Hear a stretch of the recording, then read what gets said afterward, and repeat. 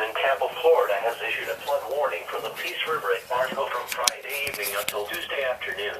At 9 p.m. Thursday, the stage was 7.9 feet. Minor flooding is forecast. Flood stage is 8 feet. The river is forecast to rise above flood stage by tomorrow evening and continue to rise to near 8.1 feet by early Saturday morning. The river is expected to fall below flood stage by Tuesday morning. Impact at 8 feet. Private roads downstream flood. Flood history. This crest compares to a previous crest of 8.1 feet on October 14, 2011. Do not drive cars through flooded areas.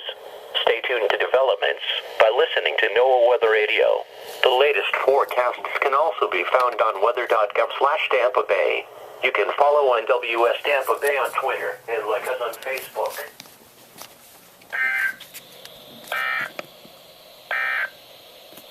Your coastal